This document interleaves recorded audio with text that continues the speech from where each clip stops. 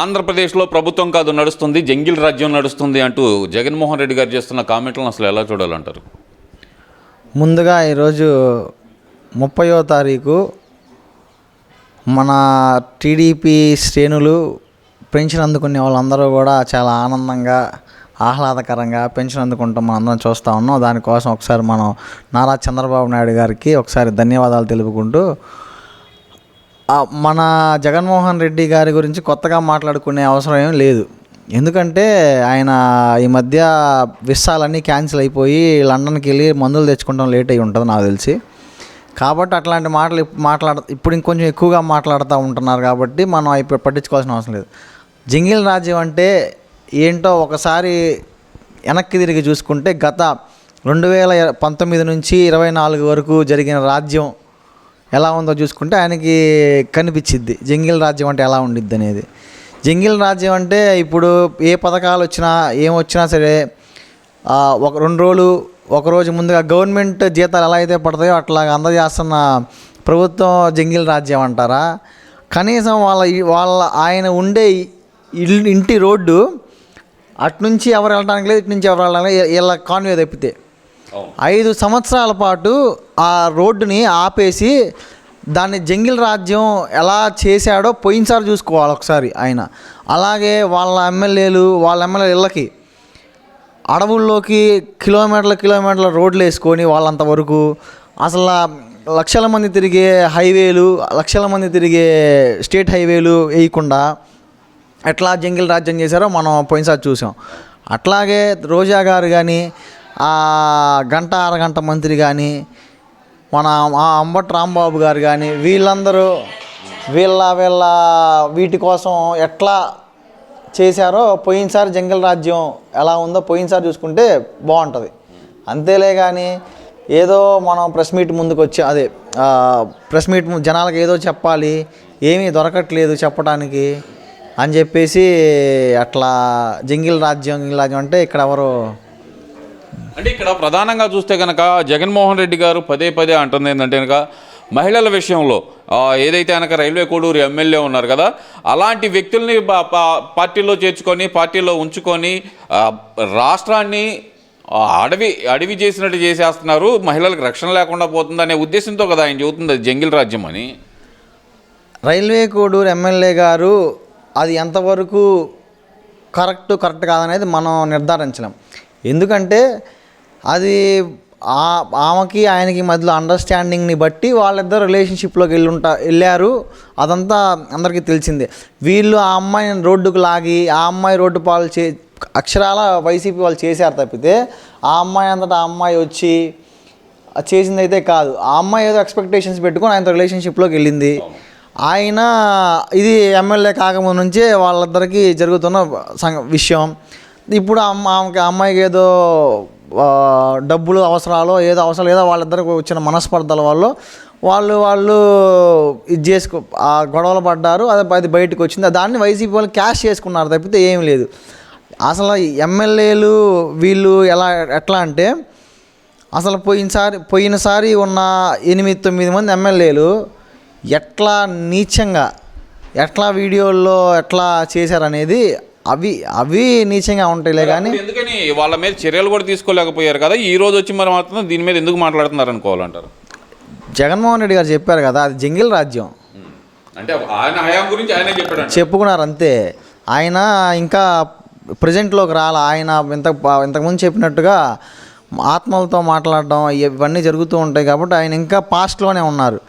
అందుకని చెప్పేసి ఆయన గురించి ఆయన చెప్పుకుంటాం తప్పితే ఏముండదు. అసలు కనీసం మన ఆయన పేరేంటి గంట అరగంట అని అడిగాడు ఒక ఆయన కానీ, అంబటి రాంబాబు గారు కానీ, మళ్ళీ గోరంట్ల మాధవ్ కానీ, అసలు ఏంది రోజా గారు అయితే అసలు పబ్బుల్లోకి వెళ్ళి డ్యాన్స్లు వేయటం, ఆమె పబ్బుల్లోకి వెళ్ళి మందు తాగి డ్యాన్స్లు వేసి ఆమె కూడా ఈరోజు మహిళలు ఎట్లా బట్టలు వేసుకోకూడదు అని చెప్పి ఆమె కూడా మాట్లాడుతుంటే జనాలందరూ నవ్వుకుంటూ ఉంటారు. ఇదంతా ఒకెత్తు అయితే కనుక తిరుమల లడ్డు వ్యవహారం అయితే కనుక అది రగులుతానే ఉంటుంది. సిట్ నివేదికేమో కల్తీ నెయ్యి అని చెప్పింది. అంటే జంతు కొవ్వు అవశేషాలు కనపడలేదు అంటూనే 10% కంటే ఎక్కువ ఉంటేనే గుర్తించగలం మేము అంటూ దాంట్లో కంక్లూజన్ ఇచ్చారు. కానీ మాకు క్లీన్ చిట్ ఇచ్చేశారు అని చెప్పి మరి వైసీపీ నాయకులు చేస్తున్న ప్రచారాన్ని అసలు ఎలా చూడాలంటారు? ఈ ₹5 పేటీఎం బ్యాచ్ ఉన్నంత వరకు వాళ్ళంతే. వాళ్ళ లెక్కలంతా ఎట్లా ఉందంటే గుడ్డి కంటే మెల్లమేలు అని చెప్పే ఆనవాయితీలో ఉందిలే, కానీ ఎక్కడా కూడా ఇది లేదు. అసలు క్లియర్గా సిట్ వాళ్ళు షీట్లో not more than this percent అని చెప్పేసి ఇస్తే 1% కలిసినా 2% కలిసినా కలిసినట్టే కదా. అదొక పాయింట్. ఇంకో పాయింట్ ఏంటంటే అసలు అది నెయ్యే కాదు, అందులో పామ్ ఆయిల్ వాడారు, సన్ఫ్లవర్ ఆయిల్ వాడారు. దాని ఎసెన్స్ రావడం కోసం ఆ నెయ్యి ఎసెన్స్ కోసం సపరేట్గా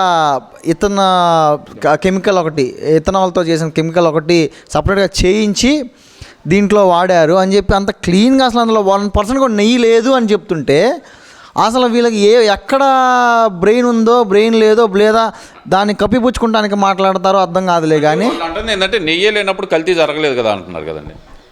నెయ్యే లేని అసలు వేయాల్సింది నెయ్యే కదండి. అసలు ఎక్కడ మైండ్ లేని ఇదండి ఇది.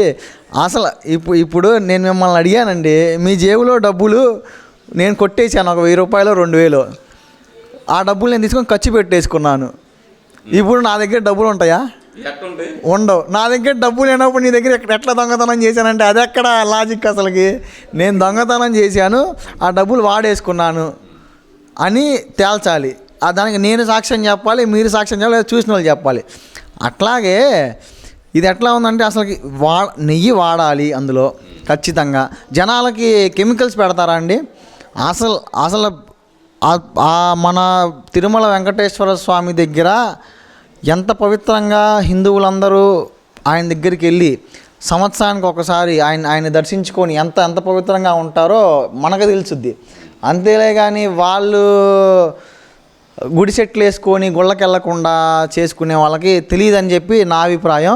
అలాగే చూస్తే కనుక నిన్న లోకేష్ గారు ప్రకటించారు 18 నెలల కాలంలో 755 కంపెనీలతో అగ్రిమెంట్ జరిగింది మనకి అని. Is it possible? అంటే కొంచెం అతి చెబుతున్నారని ఏమన్నా అనిపించట్లేదంటారా మరి మీకు? అతి చెప్తున్నారు, అతి చెప్పట్లేదు అనేది పక్కన పెడితే వాళ్ళు తేవడం కోసం ఎంత కష్టపడుతున్నారో మనం గమనించాలి. గత ప్రభుత్వంలో మనం అక్కడ దావోస్కి వెళ్తే నాకు చలేసిద్ది, స్నానం చేయడానికి నీళ్లు దొరకవు, కడుక్కోవడానికి నీళ్లు దొరకవు అనే మంత్రిని చూసాంలే. కానీ ఇప్పుడు లోకేష్ గారు కనీసం వేరే ఆయన పిఏని పెట్టుకొని దావోస్ వెళ్తే వాళ్ళకి ఎక్స్ట్రా ఎక్స్పెన్సెస్ అవుతాయి, అనవసరంగా రాష్ట్ర ఖర్చు కరిగించకూడదు, వాడుకోకూడదు అనే ఉద్దేశంలో ఎట్లా అయితే ఆయన బ్యాగులు ఆయనే మోసుకుంటా ఆయన ఒక్కడే దావోస్కి వెళ్ళి కూర్చొని ఎంత రాయితీలు ఇవ్వగలిగితే అంత రాయితీలు కంపెనీలకు ఇచ్చి మన యువతని దృష్టిలో పెట్టుకొని ఎట్లా చేస్తున్నారో మనం అంతా చూస్తున్నాం.